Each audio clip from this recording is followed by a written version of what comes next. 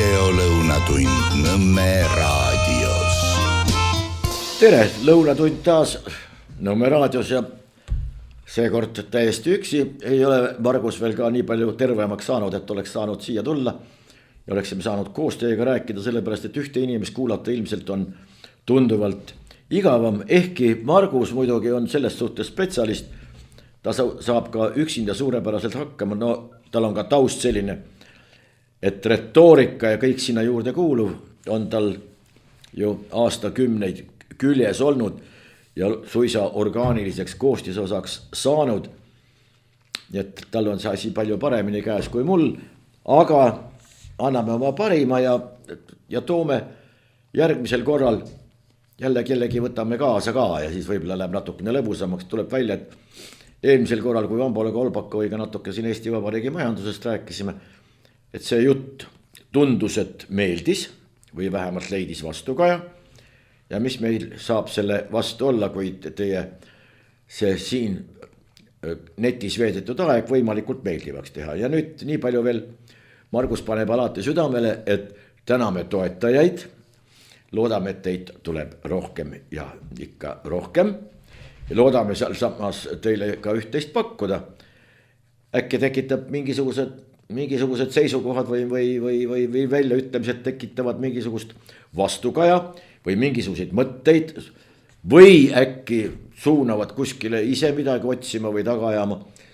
Siis see on ainult teretulnud ja saatke link edasi ja miks mitte, kui midagi on kas meeldinud või vastupidi äkki ei ole meeldinud või see käsitlus, mida me siin oleme teinud, ei ole kuidagi vastuvõetav, siis andke sellest ka teada. Meil on igal juhul hea meel ja võib-olla on jutuaine just midagi sellist, mida jätkates jõuamegi äkki kuskile mingisugusele ühisele seisukohale, mis võib-olla, et mine tea, praegustest tingimutest pole küll see eriti oluline, aga osutub siiski tõeks. Nii et laseme nüüd siis täna asja vaikselt voolama. Ja kõigepealt mul oli hommikul lugesin, siin ta ongi. Tuleb välja, et Eesti Vabariigi aastapäev, see on 24. veebruar teadupärast, see ei ole mõeldud kõigile. Nüüd kehitatakse võib-olla selle peale õlgu, et mis nüüd on kas kõvasti joonud, midagi tarvitanud või äkki praeguse libedaga kukkunud ja otse mitte kuskile käega jala peale, vaid otse vastu kuplit, vastu cerebellum on see väike aju, on paigast ära läinud, aga ei, loeme pealkirja. Õhtulehest on Oleviste kirikus peeti vähekindlustatud inimeste vabariigi aastapäeva. See tähendab, et vähekindlustatud inimestel on oma vabariigi aastapäev ja need tähistavad siis kas 19 või 20 või midalgi siis. Ja teised, kes ei ole vähekindlustatud, need peavad siis 24. Suur osa nendest, või mitte suur osa on palju öeldud, läheb vastuvõtule, surub seal kätt ja saab seal kindlasti natukene paremat ambalust midagi kui need, kes Oleviste kirikus käivad ja kuuluvad vähekindlustatute kilda. Nii et oma pidu on Oleviste kirikus. Vähekindlustatule ja jõukamale seltskonnale on oma ja eriti jõukale. See läheb kas Estonia teatrisse või ma ei tea, kus koha peal sel aastal presidendi vastuvõtt toimub vabariigi aastapäeva puhul, aga need lähevad sinna. Ilmselt on ka tualetid vähe teistsugused, aga olgu pealegi. Nii. Ja siis on üks huvitav pealkiri. Inglismaa on mulle kuidagi, ma mõtlen ka Ühendkuningriik ja tegelikult laiemalt. Inglismaa on teadupärast üks pisikene jupp ainult. Seal kõrval on veel Wales ja seal on veel Šotimaa ja seal on üht-teist veel. Aga olgu pealkiri selline. Andrew, jutt siis printsist, pole eelmine vahistatud kuningapere liige kaotas 4. sajandi eest pea. Pole esimene, kas siis Andrew löödi pea maha või? Kuulake nüüd korraks vaid pealkirja. Andrew pole esimene. eelmine vahistatud kuningapere liige kaotas 4 sajandi eest pea. me leiame siit veel ühe tegusõna, mis on vahistatud. Ei vahistatud ei Charles esimest ega ei vahistatud ka muide Andrew'd. mul on juhtumisi Inglismaal kunagisest ajast, iidsest ajast hästi palju häid tuttavaid, kes on tänaseks päevaks üldiselt sellised kõrgelt tunnustatud juristid. Ja ma küsisin nende käest, et kas tõesti Andrew vahistati või arreteeriti, kuna meil on sellega seoses kõikvõimalikke teooriaid, et Prince Andrew nüüd Epsteiniga seoses, et kas, või on ta Epstein, mine tea. Et ta on kas arreteeritud, ta on vahistatud, ta on kinni peetud, ta on vanglasse toimetatud, ta on üle kuulatud ja nii edasi, kuni selleni, et talt on ära võetud kõik kuninglikud tiitlid ja nii edasi ja nii edasi ja nii edasi. Teeme siia siis väikese selguse Inglise tippjuristide abiga. Ja nii, ma kasutan siin juures paberit, sellepärast et siin on terminoloogia mängus ja ma ei tahaks kuidagi moodi langeda sellele tasemele, et hakkan midagi kas juurde panema, ära võtma või mis veel hullem, midagi oma peast selle koha pealt leiutama, seda enam, et Inglise jurisprudentsist mul erilist aimu ei ole, aga hea meelega vahendan teile seda, mida päriselt targad pead on mulle edastanud. Prince Andrew, Duke of York ehk Yorki Duke Graf ei ole mitte kunagi olnud arreteeritud ega ka kinni peetud seoses selle viimase kaasusega. Jutt siis Jeffrey Epsteinist. Mis tegelikult juhtus? 2021. aastal sai ta süüdistuse, keegi, kes selle nimi oli, ma võin teile ka öelda, Virginia Giuffre või Jaffre või kuidagi, ma ei oska öelda, kuidas seda hääldatakse, kirjutatakse Giuffre, Virginia ja Ameerika Ühendriigid esitasid Andrewle süüdistuse seoses Virginia Giuffre kaebusega. 2022 ehk siis aasta hiljem, võib-olla natukene vähem kui aasta, täis aastat ei olnud, saavutati kohtuväline kokkulepe. Kokkulepe oli kohtuväline. See on tsiviilõiguslik akt, mitte kriminaalkorras süüdi mõistmine. See on tsiviilõiguslik akt ehk siis kohtuväline kokkulepe. Ta astus tagasi public royal duty, see on siis avalikest kuninglikest kohustustest ja ütles üles ka oma sõjaväelistest tiitlitest ja kuninglikest patronaažiaktidest. Tähendab, kuninglikel patronaažiakt, see tähendab seda, et nad on mitmesugustes heategevusorganisatsioonides ja igasugustes auliikme staatuses ja nii edasi, nii edasi. Mitte kunagi ei ole Prince Andrewle esitatud kriminaalsüüdistust ei Briti kuningriigis ega ka Ameerika Ühendriikides. Pole kunagi toimunud mingit arreteerimist, ei ole mitte mingisugust kinnipidamist toimunud ega ei ole seoses sellega, kuna teda ei ole arreteeritud ega kinni peetud, ka mingit vabaks laskmise akti ei ole toimunud. Ja nüüd korrektne, juriidiliselt korrektne selgitus võiks olla midagi taolist. Teda süüdistati tsiviilkaasuses, ta saavutas kohtuvälise kokkuleppe ja talt võeti ära kuninglikud kohustused ja tiitlid. Nii lihtne see ongi. Ja kui nüüd siis lingvistilisest aspektist veel täpsustades sellest rääkida, siis on arrest ehk kinnipidamine, arreteerimine on kriminaalne protseduur, ma räägin nüüd Inglismaast. Ja siis kohtuasja kokkuleppele jõudmine on tsiviilprotseduur. tähendab, kogu asi on siiamaani olnud tsiviilvaidluse teema või tsiviilvaidluse, tsiviilkaasuse kontekstis. nii et nii palju siis selgituseks. aga nüüd veel sellest Õhtulehe pealkirjast. siin on eelmine vahistatud kuningapere liige kaotas 4 sajandi eest pea. tõepoolest 17. sajandil löödi Charlesi pea otsast maha. ja siis öeldi veel juures, et seal oli pilt ka, et mille eest ta pea maha löödi, ta oli sattunud pahuksisse parlamendiga. Vot see on nüüd küll kõige otsesem selline, ma ei tea, kas kuskil abikoolis võib-olla võiks seda niimoodi nimetada või siis inimestele, noh, kes on oma koolitee lõpetanud paari talvega ja ei ole ka hiljem millegi vastu eriti huvi tundnud. Mis tähendab pahuksisse sattumine? Te võite perekonnas sattuda pahuksisse kellegiga, ämmaga või isegi naisega või lastega või midagi taolist. Antud juhul ajaloolises mõttes on tegemist hoopis mingi muu asjaga. Tõsi, Charles on 9 kuningat või kuningapere liiget on olnud sellised, kellel pea on maha löödud, õige mitu tükki neist.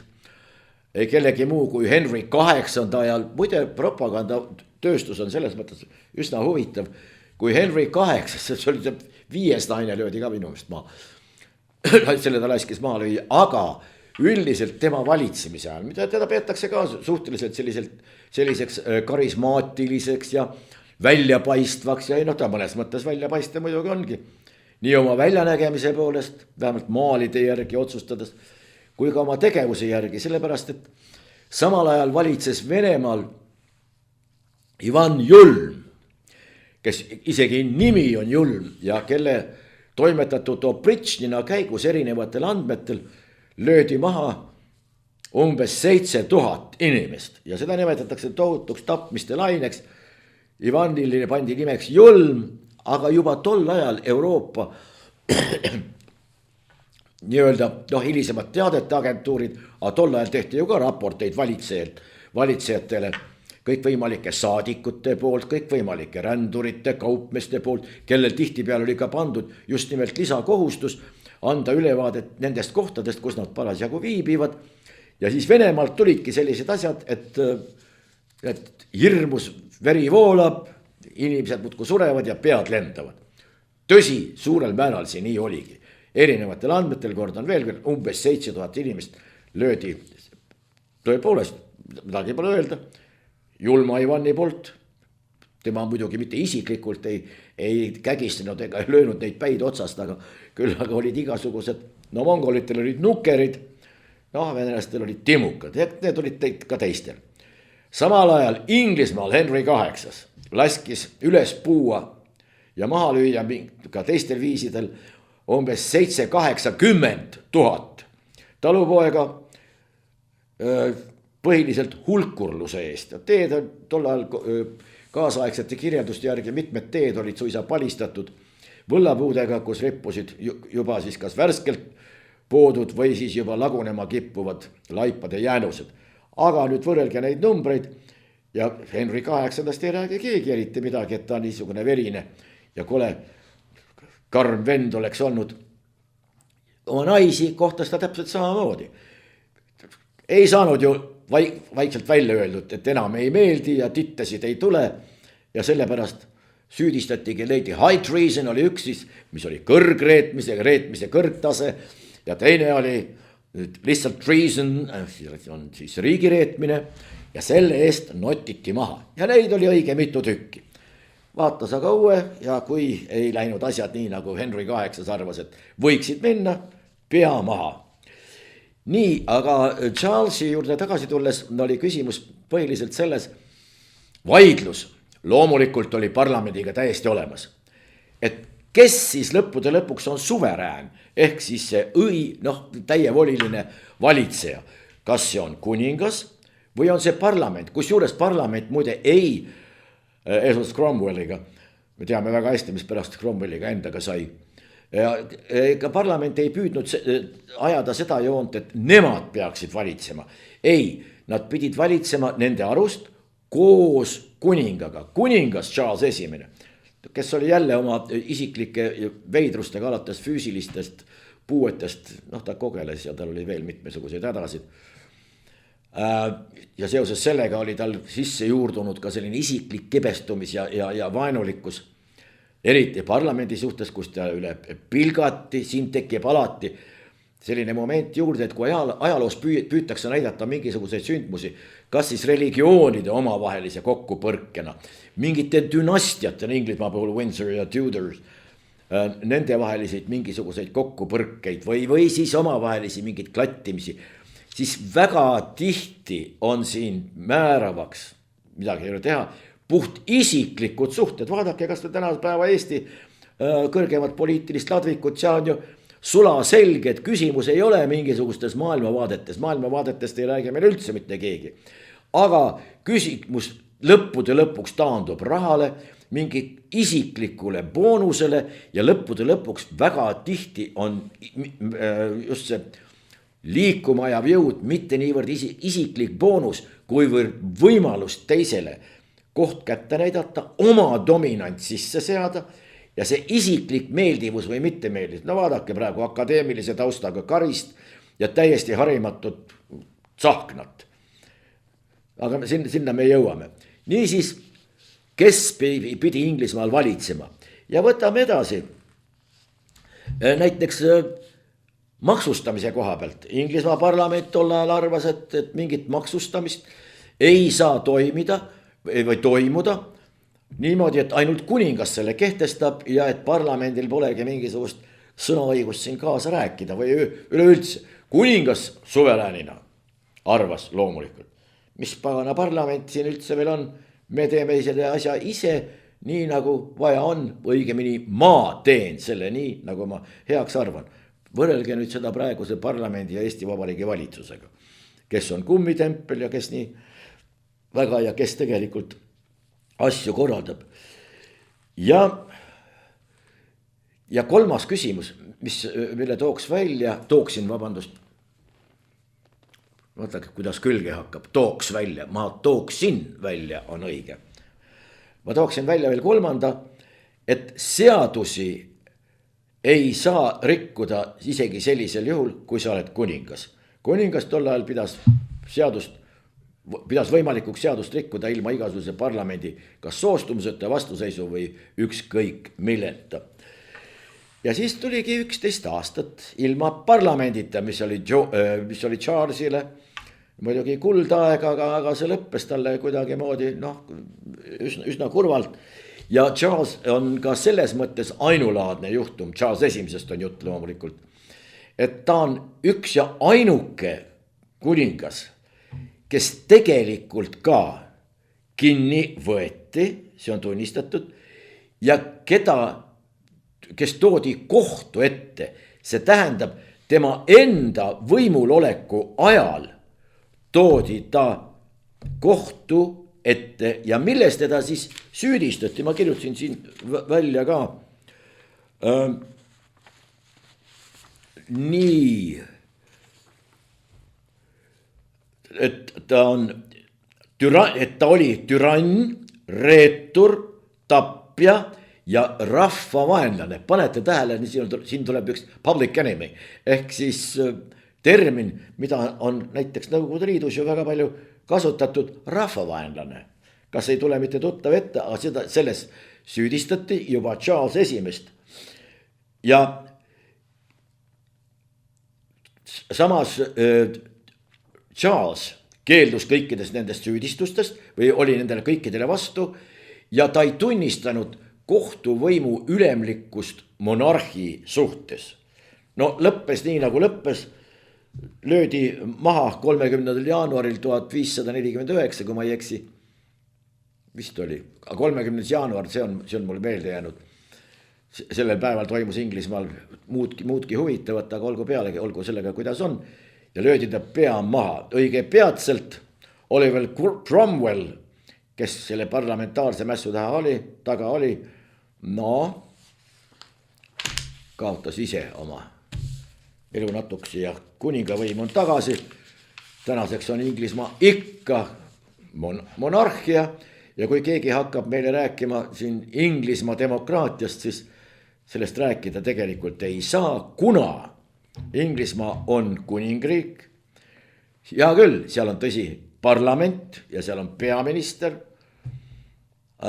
Noh, kuni demokraatia sinnamaani välja, et võib-olla leidub isegi mingisugune ullik Inglismaal tänapäeval, kes leiab, et Rishi Sunak ei ole keegi muu kui Boudicca the Victorious. Boudicca on omal ajal, 11. sajand ja 10. sajand. Et üks tuntud naiskangelane Inglismaa ajaloost, et Rishi Sunak on tema otsene järglane, aga nii on siiamaani käinud. Ja tuletame ka seda meelde, et siiamaani eksisteerib Inglismaal lordide koda. Lordide koda, seal ei ole lihtsurelikul, mitte sõnaõigust, vaid ta ei pääse sinna lähedale ka. Muide, Charlesil löödi pea maha Whitehalli juures. Whitehall oli tol ajal üle 100 aasta Inglise kuningakoja residentsiks. Tänapäeval seda enam olemas ei ole, ta on Westminsteri ja siis see Londoni natukene suurem ala. Aga igal juhul seal löödi Charles esimese pea maha. Nii et Andrew pea on tänasel päeval kõvasti veel küljes. Inglismaal samuti enam mingisuguseid päid maha ei lööda. Viimatine peade mahalöömine teadupärast avalik toimus enne teist maailmasõda. Ehkki ametlikult löödi giljotiini kasutati veel 1960, kui ma ei eksi. Nii et muide giljotiinist nii palju, et kui suur tapmine ja tagaajamine oli Prantsuse suure revolutsiooni ajal, siis oli teada, et teras ei olnud kuigi hea sellel giljotiinil või nendel üldse need giljotiinimasinatel ei olnud see ülevalt kukkuv. Tera ei olnud kuigi hea ja siis mitmed aadlikud maksid lihtsalt selle eest, et olla hommikuste hukkamiste järjekorras esimesed. Sest siis oli tera veel terav, õhtul tehti ta uuesti teravaks ja viimaste hukkamiste ajal tuhanded, sellest ka eriti ei räägita, siis need viimased oli tihtipeale niimoodi, et tera tuli uuesti üles tõsta, kuna oli juba nüriks läinud ja ei löönud esimese ropsuga. Võib-olla oli mõnel kael ka natukene kange kael ja see on kunagi niimoodi olnud, et maksti selle eest, et olla hukatavate rivis esimene. Aga läheme nüüd, sai vist sellest ajaloost natuke liiga palju, aga kuna see Inglismaa ajalugu on tõepoolest ülimalt huvitav ja ta on suhteliselt hästi dokumenteeritud, siis äkki kellelgi midagi huvi võib täiesti vabalt vaatama minna. Muidugi Inglismaa ei ole enam ammu see, mis ta kunagi oli, aga sellegi poolest. Nii, võtame siis nüüd nendest pealkirjadest, mida me oleme siin jälle leidnud ja kus on midagi lustlikud. Kersti Kaljulaid on jälle öelnud midagi. Kersti Kaljulaia ütlemistest on kogunenud õige mitu tuhat sellist aforismi staatuses lausungit ja nüüd on üks järjekordne. Õhtuleht, Kersti Kaljulaid. Julgeoleku arutelud on hulga asjalikumad kui murelikud arutelud laste arvu vähenemise üle. See tähendab, et arutelud, kui palju meremiinikesi, kui palju pommikesi, raketikesi, lennukeid ja kõike muid, see on palju olulisem kui see, kas meid lapsi kogu aeg vähemaks ja vähemaks ja vähemaks. Nüüd, kui keegi nüüd veel kahtleb natukene, siis pange kaks asja kõrvuti. Rahva arv väheneb, lapsi tuleb muudkui vähem ja vähem, siis kelle kaitseks need raketid, pommikesed, suuremad ja väiksemad peaksid olema määratud. Ja kes nendega lõppude lõpuks opereerima hakkab? Aga Kaljulaid ütles.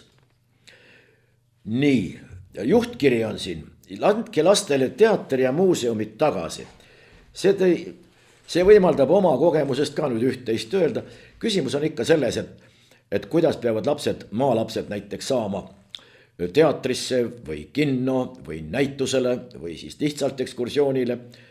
Ja võib-olla ka vastupidi, transporti ju ei ole ja siis sellest peavad maksma ja kas lapsevanemad peavad kinni maksma ka lõppude lõpuks mingisugused spordivahendid, kas dressid või suusad või jalgpallisaapad või veel midagi või jalgpallid ise. Tont sellega, aga siin on lihtsalt kunagine võrdlus tükk aega tagasi, suisa teise riigikorra ajal. Paljudel maakoolidel olid oma bussid, praegu tundub see jutt nagu imelik olevat, oli bussijuht ja oli oma buss ja kui keegi tahtis kuskile sõita, loomulikult ei olnud need bussid sellise väljanägemisega nagu näiteks Lux Express tänasel päeval, olid tagasihoidlikumad ja osad olid isegi puust tehtud, nagu näiteks Tartu autoremondi katsetehase poolt valmistatud bussid, aga nad sõitsid. Ja nendega lapsed käisid teatrites ja muuseumides ja kontserdidel ja lihtsalt tehti väljasõite. Ja kui oma koolimajal ei ole mingit bussi. Koolil ei olnud bussi, siis oli mingisugune ühismajand kõrval, kolhoos või sofoos, kellel tingimata oli buss, kellelt lihtsalt võeti buss ja sõideti sinna või tänna või kolmandale poole. Kuidagi asi oli organiseeritud. Ja sellist küsimust üleüldse, et mingi transpordipuudus oleks viinud selleni, et lastel jääb kuskil käimata, lihtsalt ei eksisteerinud. Aga see oli ammu.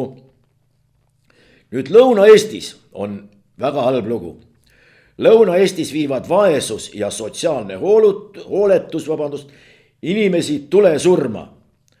Oled vaene, lähed tulesurma, oled sotsiaalselt hooletu.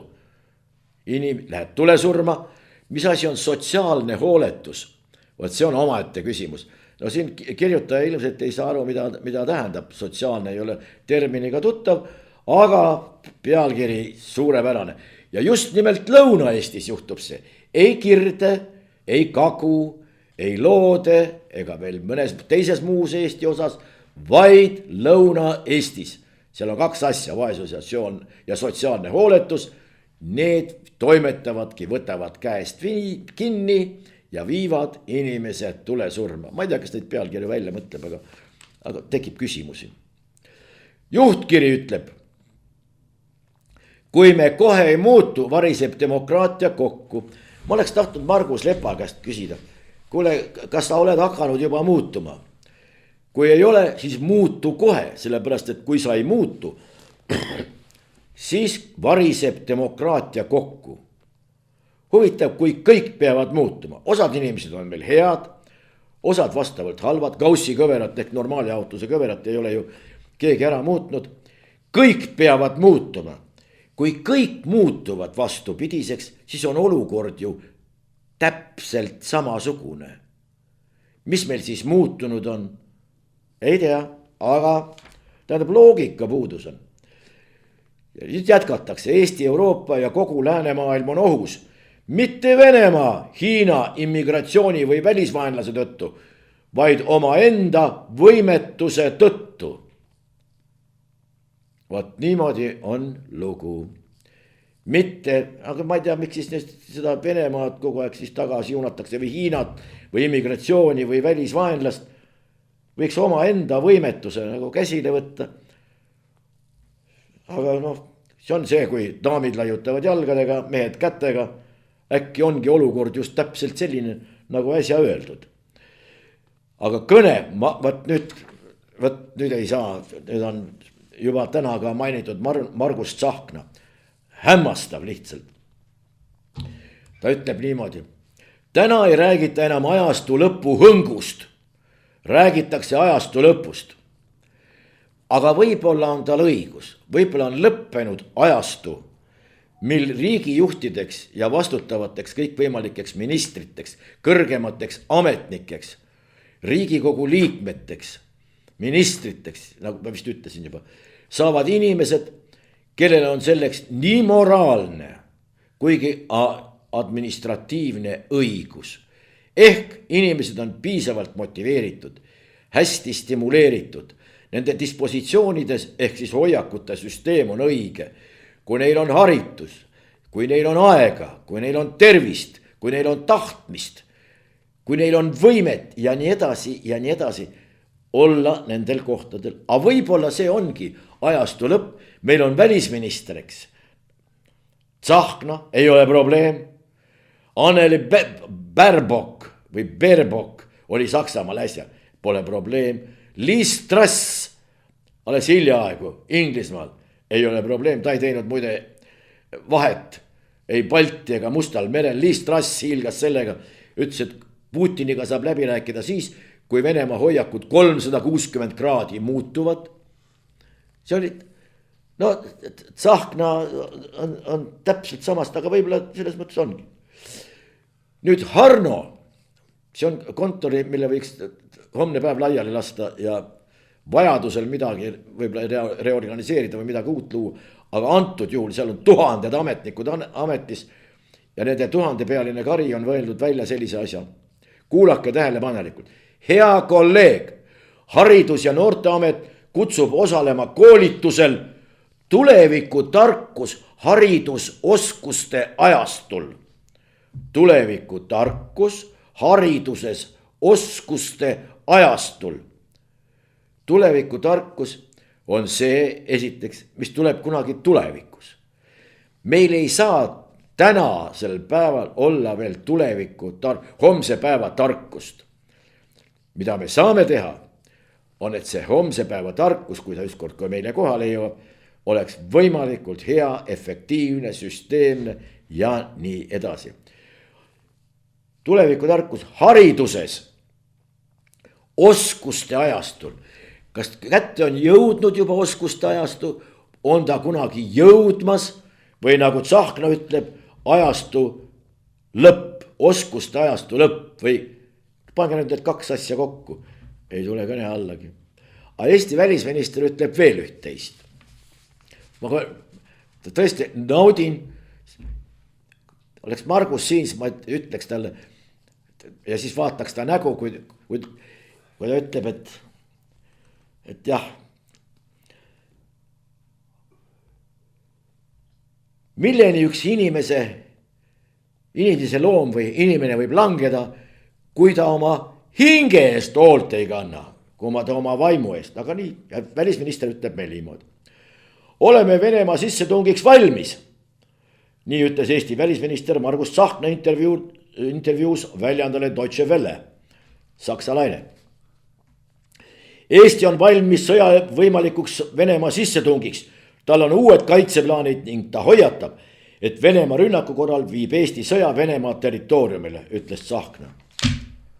Aga ta võiks kohe hakata minema, ta võiks kohe hakata tegutsema, võtma kaasa kaenla alla mingi suuremad sorti või kaks isegi meremiinikest ja hakkama minema. Et Tsahkna viib sõjategevuse Venemaa territooriumile. Väga huvitav oleks seda näha. Loodame samas, et seda mitte kunagi nägema ei pea. Ja Tsahkna ajastu saab ükskord ometi läbi ja Eestisse saabub välisminister või pannakse ametisse välisminister, kes sellele ametikohale ka vastab.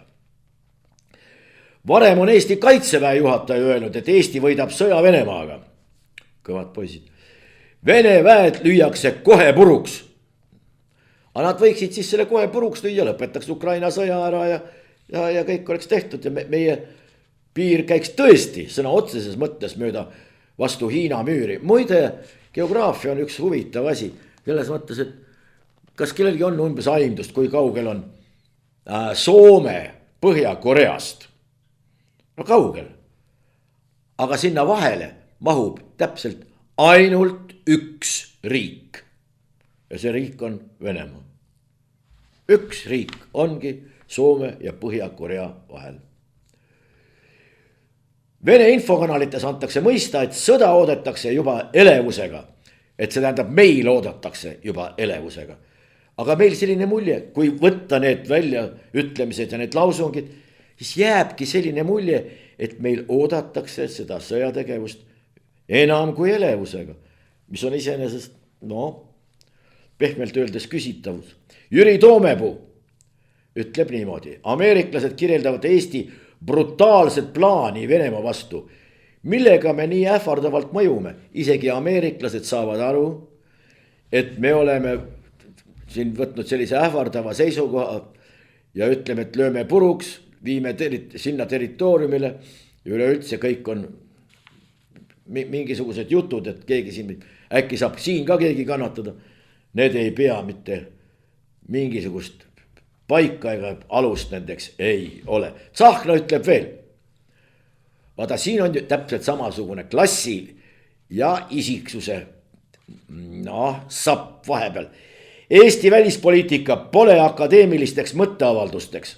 Loomulikult ei ole. Mul tuleb meelde üks madrus mingisugusest vanast filmist, Nõukogude filmist, keda hakati harima pisitasa, kes alguses arvas, et kõik kogu kunst, see on kõik kodanlus ja kõik igasugused Haydnid ja Mozartid ja Bachid.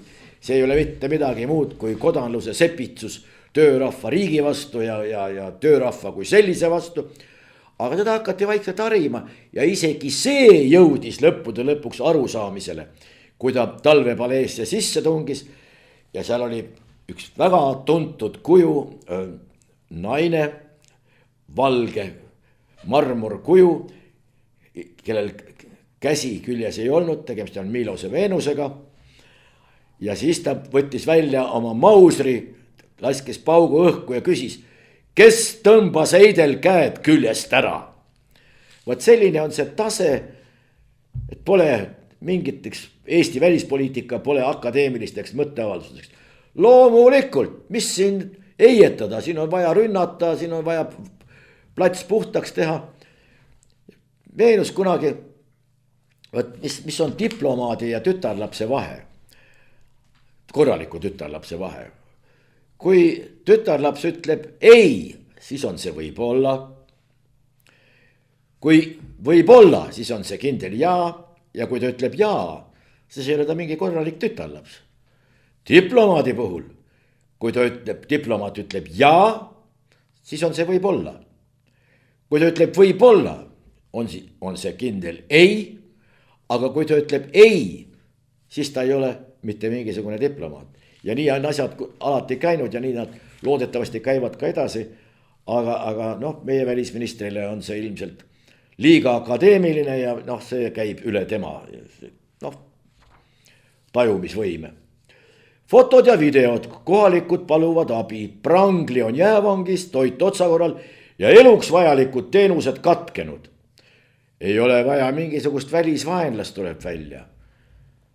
On lihtsalt vaja natukene külmemat ilma ja terve üks jupp Eestist on halvatud. Aga kus siis, kui nüüd rääkida julgeoleku tundest või julgeolekust, julgeolekud ei ole mitte midagi muud kui tunne. Kuivõrd julgelt tunnevad ennast tänasel päeval või sellistes oludes Prangli elanikud. Või nad on siis sellest staatusest, Prangli elanikud praegu ei ole Eesti staatusest, sest Eesti inimesed tunnevad ennast julgelt. Need Prangli omad, mitte nii väga, need pole ka nii väga Eesti elanikud. Lõuna-Eestis, kus on sotsiaalne arusaamine väga kehva ja see sotsiaalne talumatus viib inimesed tulesurma, äsja ju lugesime pealkirja ette. Neil ei ole ka eriti julge olla, need ei ole ka õiged kodanikud ja õiged elanikud, olgu pealegi. Aga hämmastav küll, Tanel Tein ütleb niimoodi. Tanel Tein on üldiselt väga hea mulje jätnud. Geenid juba head, aga olgu, ütleb niimoodi. Võib tulla üllatusena, kui hiiglaslikud on Eestisse lisandunud elektritootmisvõimsused. Sellest räägivad muide kõik.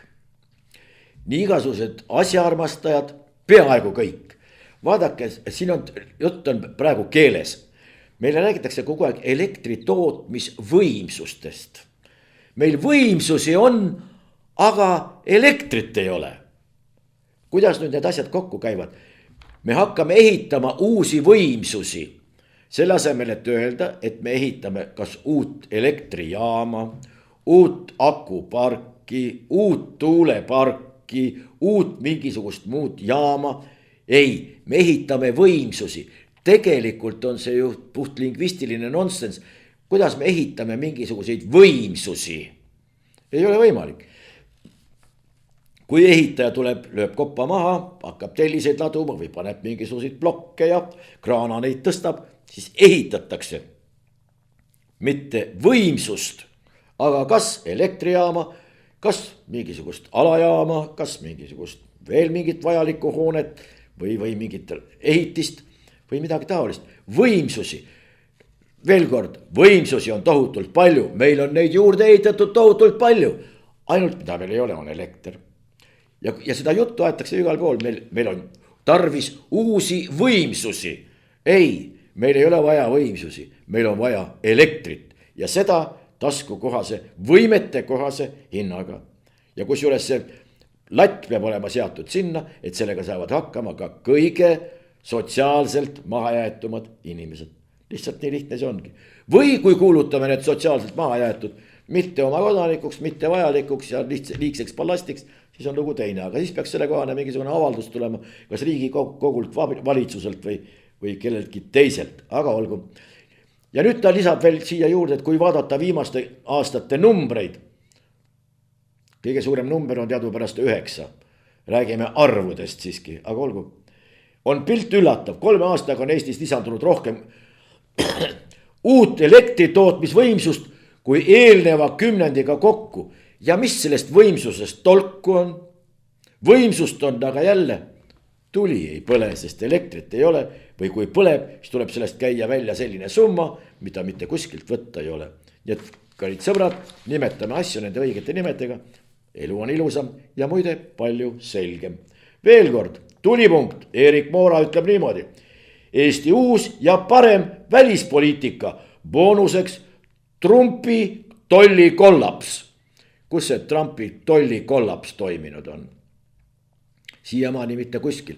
Viidatakse loomulikult sellele, et kohus tunnistas ebaseaduslikuks selle 10%, kusjuures see 10% on väga paljudele riikidele boonuseks, sellepärast et eelnevalt kehtestatu on palju suurem. Indiale näiteks 18 oli, nüüd on vist nagu 10 või kuidagi taolist, aga tollikollaps.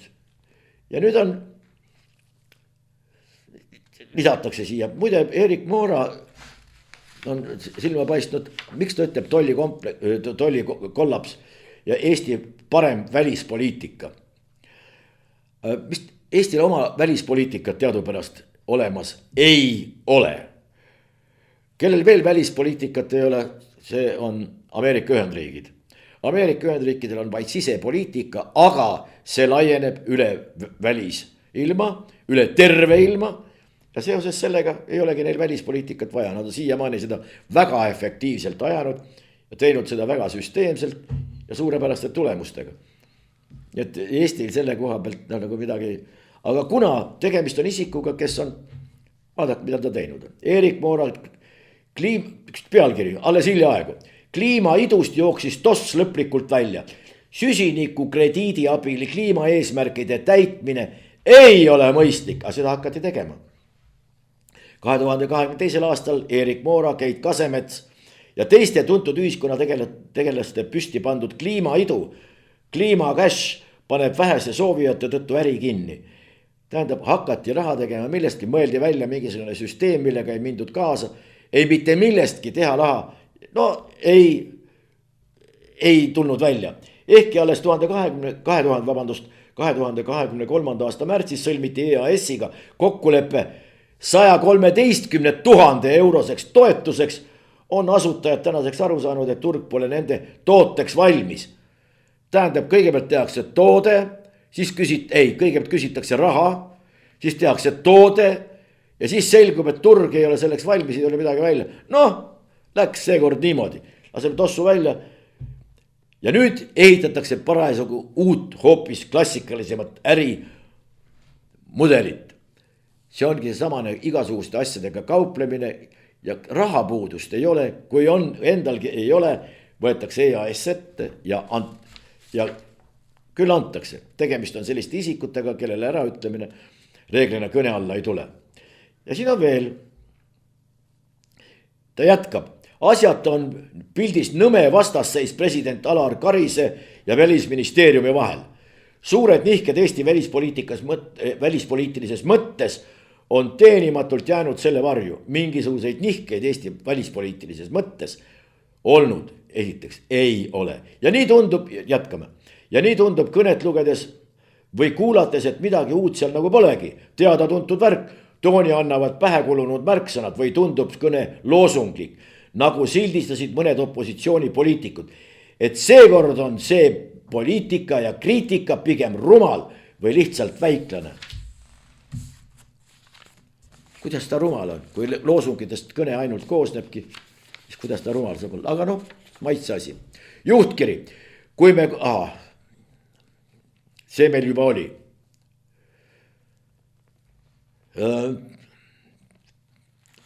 Nüüd,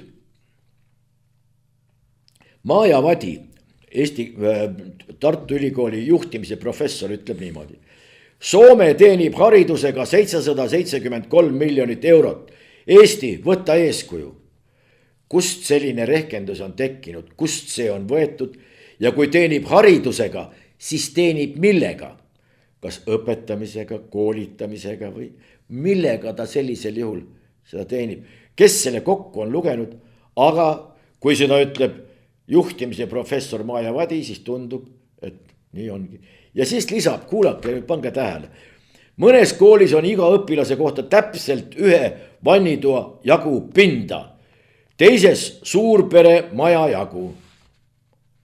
Mida see peaks nüüd siis ütlema? Mis see haridusse puutub? Kas sa õpid natuke suurema, on sul põrandapinda 6 ruutmeetrit või 60 ruutmeetrit? Mis see su haridusega pistmist on?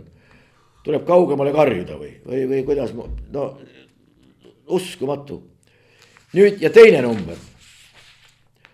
Rasvumine läheb Eestile maksma üle miljardi euro aastas. On kindlaks tehtud. Kuidas moodi?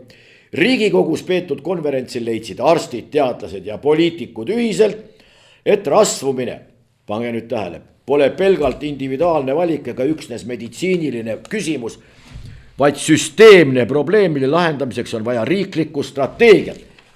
See tähendab, et rasvumise vähendamiseks on vaja mida? Riiklikud strateegiad. Sellega hakkamegi homme hommikul kohe tegelema, küsime selleks umbes 16 miljonit ja järgmise aasta jaanuariks on meil valmis strateegia, mis ütleb, et rasvumise vähendamiseks on vaja veel ühte strateegiat, kuna see olemasolev strateegia sai veidi puudulik ainult tänu sellele, et raha jäi väheks. Aga alustagu võib-olla Riigikogust endaks. Võtku Riigikogu esimehest ja hakaku vaatama, kuidas näiteks palk ja rasvumine omavahel korrelatsioonis on, aga maitse asi. Kersti Kaljulaid on veel ühte asja öelnud. See on, lisame ka toimikusse. Ja ütleb niimoodi, kui USA kindralitega rääkida, hakkavad nad kohe Euroopa ees vabandama. See tähendab, et kui Kersti Kaljulaid hakkab rääkima USA kindralitega, siis nad hakkavad Euroopa ees vabandama. No kus see loogika siin on selles mõttes, et kui ma hakkan Kersti Kaljulaiuga rääkima, siis hakkab ta kohe Margus Lepa ees vabandama. Aga Kersti Kaljulaidil on võib-olla õigus öelda seda, mitte mis peaks võib olla, peaks kindlasti, tal on õigus öelda seda, mida ta tahab ja eks see tema poolt öeldu annab talle ka mingisuguse hinnangu. Teadlased ütlevad niimoodi, emakeele lõpueksameid on võimalik hinnata tehisaru abil. Kui on võimalik hinnata, miks mitte siis on võimalik ka kirjutada tehisaru abil ja palun väga edaspidi. Üks tehisaru kirjutab, teine tehisaru hindab, kolmas tehisaru loob meetmed ja nii edasi.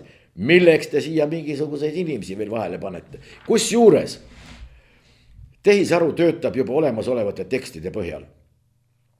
Kui nüüd keegi teeb mingisuguse ülihea teksti, mida ei ole võimalik leida, mõtlebki omast peast välja, no teeb luuletuse, geniaalse, mille põhjal hakkab tehisaru seda hindama.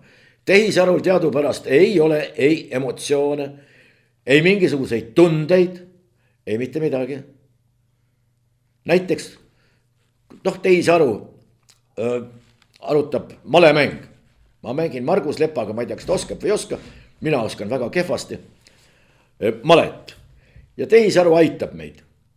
Siis tehisaru näiteks ei näe ette seda, et ma lähen nii närvi mingisuguse Margus Lepa sellise geniaalse käigu peale, et pühin ühe käeliigutusega kõik malendid laualt minema, löön laua vastu põrandat puruks ja lihtsalt sammun uksest välja.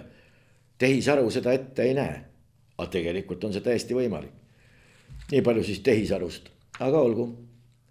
Andero Laur ütleb, võimetus häid asju teha ja ehitada hävitab Eestit ja Euroopat. Vajame kohe oma külluse poliitikat. Nüüd on teada, mida on vaja. Meil on vaja oma külluse poliitikat. Aga siiamaani pole millegipärast selle peale kas tuldud või seda ei ole suudetud välja öelda või siiamaani ei ole millegipärast suudetud seda kuidagimoodi või selle asjaga üldse alustada. Nii et küllust ei ole tulnud, võib-olla just nimelt tänu sellele, et külluse poliitikat meil ei ole. Ma lähen juba pateetiliseks, nagu Margus Lepa oleks siin olnud ja mulle otsa vaadanud, aga olgu pealegi. Läheme edasi. Elukalliduse tõus on viimastel aastatel kujunenud üheks keskseks küsimuseks nii siin kui sealpool ookeani. Tasku kohasust ei ole aga võimalik tagada hinnaregulatsioonide või piirangute abil, vaid see eeldab ühiskonna võimekust luua piisavas mahus eluasemeid, energiat ja taristut. Selle peale ei oska mitte midagi öelda. Tasku kohasust on võimalik tagada siis, kui luua piisavas mahus eluasemeid, energiat ja taristut. Üks energia on ka ju taristu, aga olgu peale. No nii on öeldud. Joakim Helenius ütleb, Eesti peab ennast Põhjamaaks ümber defineerima. See on nagu Eesti Toiduainete Instituut, ma ei tea, õnneks vist niisugust ei ole olemas. Muidu võiksid nad mingi süüdist, ma eeldan, et ei ole olemas. Nad ütlevad, me peame sõnniku toiduks ümber defineerima ja kõik, ja kohe on, kuidas meil see oli, külluse poliitika. Pole enam vaja külluse poliitikat, sellepärast meil on seda sõnnikut küll ja küll. Nimetame lihtsalt ümber. Helenius ütleb, et kui me oleme nimetanud ümber Põhjamaaks, kohe vaatate hommikul aknast välja, kõik on hoopis teistsugune. Te mõtlete teistmoodi ja naabrid on teistsugused ja kõik on teistsugune ja päike tõuseb läänest ja hoopiski maabub. No, ma ei tea, mis seal Põhjamaal teistmoodi veel on. Katja Margoolis ütleb, on esseist, et kui keegi ei teadnud, siis edaspidi teate, mis on meie peamine ülesanne. Peamine ülesanne, see tähendab kõige tähtsam ülesanne. Peamine. Võimalik öelda, mis on meie esmaülesanne. Kes see meie on? See tähendab meie kõik. Ja tema ütleb niimoodi, ära trükitud. Meie peamine ülesanne on igakülgne kaasaaitamine Ukraina võidule Putini kuritegeliku režiimi üle. See on meie peamine ülesanne. Mitte ajada seal mingit külluse poliitikat, mitte tagada Prangli saartele mingi toiduainete toimetamine ega igasugused muud asjad. Ja lõpuks lõpetada ka see sotsiaalne tõrjutus, et Eesti, Lõuna-Eesti ei läheks tulesurma. See on kõik tühi asi. Tühi asi on ka meie kaitsevõime, tühi asi on meie laste sünd ja iibepoliitika. Hoopiski kõige tähtsam ja peamisem on kaasaitamine Ukraina võidule. Vot niimoodi, et te teaksite. Eesti 200 poliitik ütleb niimoodi, hasartmänguseaduse juhtum oli kui ametnike mäss rahvasaadikute vastu. Miks tekitas hasartmängu maksureeglite muutmine ametkondades nii tugeva vastuseisu? Saage nüüd aru, kõigepealt oli vigane seadus, see võimaldas mitte maksta ja kui siis hakati nüüd uuesti nagu nõudma, et kuulge, et parandame ära või oli hoopiski vastupidi, Eesti 200 poliitik, no Eesti 200 poliitik juba need 3 sõna peaksid kõik ära ütlema, määrama ära ka edasise sisu. Nii ongi. Õnne Pillak ütleb, tuuleenergia on kiireim viis elektrihindade ohjeldamiseks. Tuuleenergia, mis see tähendab siis? Tuulel on kogu aeg energia. Ja see on kiireim viis elektrihindade ohjeldamiseks. Aga miks siis ei ohjeldata? Miks ei tehta seda kiiresti? Ei tea. Ja ütleb niimoodi veel, kõrged elektriarved on probleem, mida ei saa lahendada inimeste arvete kinni maksmisega. See oleks lühinägelik lähenemine.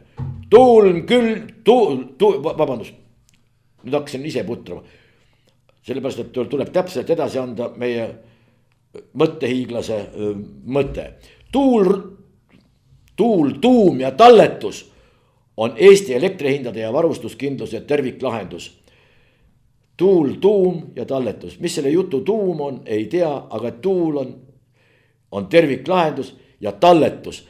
Kas see on siis sõnast talletama või talletus ehk on talleta olek, olukord, kus enam tallesid ei ole. Kui inimesi ei sünni enam, siis ei sünni võib-olla ka tallesid. Ehkki lammaste koha pealt ütles küll, et kui kuskil Transilvaanias kunagi liikus ringi üks tegelane 2 pika hambaga, kes ärkas üles kesköösel kirstust ja läks ohvreid otsima ja leidis kuskilt kellegi, tavaliselt mingisuguse noorepoolse kena naisterahva, surus hambad sellesse ilusasse valgesse kaela ja tavaliselt ohvrist sai ka pärast seda vampiir. Eestis liigub ringi selline lammas 2 pika hambaga. Ja toime on täpselt samasugune. Kui hammustab, siis saab sellest hammustatust ka lammas. Ja tihti peale, lugedes ka seda Õnne Pillaku juttu, tekib selline tunne, et enamikku Eesti inimestest tundub olevat see lammas juba hammustanud. Aga see on lihtsalt meelevaldne kuvand ja selline võib-olla hetke meeleolu. Juhtkiri ütleb niimoodi, Euroopa saastetasude süsteem peab alles jääma. Eesti huvides ei ole nõuda ETS-i lõhkumist. Ehk siis saastetasude süsteem, see peab jääma, et me ikka endiselt rõõmsalt maksame. Ja tuletame nüüd korraks meelde, meil oli täna ka juttu, et mitmed tähtsad ühiskondlikud tegelased on jälle asunud välja töötama mingisugust süsteemi, mille abil midagi kuskil müüa, mida tegelikult olemas ei ole. Õhumüümine on eluaeg olnud üks väga tulus tegevus, aga paraku ainult nendele, kes seda õhku müüvad, õhku hingajatele, toob see ainult kulutusi juurde. Eesti Energiajuht ütleb niimoodi, Eestit ootab ees 2 miljardiline investeering, mis ei too odavat elektri hinda. Milleks on vaja Eestil 2 miljardilist investeeringut, juhul kui see elektri hinda alla ei too? Öelge palun. Aga Eesti Energia juht, Tureiko, ma ei mäleta, on ta nimi vist. See toob alati meelde mingisuguse assotsiatsiooni sõnaga Turassel ja siis on veel üks mingisugune iibe tõkestamise vahend, mis on ka Tureks vist või kuidagi. Ei, see on täiesti juhuslik assotsiatsioon, mis tekkis. Aga see jutt küll mingit usaldust ei ärata. Milleks teha neid investeeringuid, kui see elektri tootmise hinda alla ei too. Ja ta ütleb niimoodi, Eesti Energia juhi Andrus Tureiko sõnul on Eesti energiasüsteemi juhtivate võimsuste rajamiseks, jällegi võimsuste rajamiseks. Mida tähendab võimsusi rajada? Meil on võimsust nii palju, et ainult elektrit ei ole. Investeerida ligi 2 miljardit eurot. Paradoks on ka selles, et fossiilkütustel põhinevad jaamad, mida selle raha eest rajada, ei too tarbijale odavat elektri hinda. Ehitamata ka ei saa jätta. No, viimane aeg on välja vahetada inimene, kes ilmselt oma ametikohal sellele või nendele nõuetele ei vasta. Aga võib-olla ma olen siin lihtsalt tagurlik, suhtun halvasti ja võib-olla kaasaegne lähenemine selline just peabki olema. Ja Tiit Marani kohta tuleks öelda midagi head. Tegemist on Riigikogu puhtkeelelise külje pealt. Ütleb niimoodi, me oleme taandatud juuretuteks ja näotuteks tarbijateks ning tööjõuks suurmetsaomanike ajutises Exceli tabelis. Olgu sellega, kuidas on, aga panete tähele, et ta ütleb, me oleme taandatud. Tavaliselt räägitakse sellisel puhul, me oleme taandunud või me oleme teinud või me oleme heaks kiitnud või ta oleme ära tagasi tõrjunud või me. Aga siin ta ütleb täiesti õigesti, me oleme taandatud ehk meid on taandatud. Selle eest ütles küll Tiit Maranile kiidusõnu. Teile loomulikult ka, kallid kuulajad, vaatajad, selle eest, et meid viitsisite kuulata ja vaadata. Ja täname ikkagi toetajaid, loodame, et teid on edaspidigi. Kui tekkisid mingisugused mõtted, saatke linki edasi ja mis siin muud kui taas kohtumiseni ja loodame Margusele tervist, et äkki ikka jõuab meie juurde tagasi. Ja kui tal peaks tervis olema natukene kehvem veel võib-olla järgmisel esmaspäeval, siis katsun kellegi kaasa võtta, et ei peaks minu üksinda ehk juba igavaks minevat monoloogi kuulama, äkki saame natukene asja huvitavamaks teha. Nii et taas kuulmiseni, nägemiseni. Ja meie püha sõda muidugi, vabandust, läheb edasi.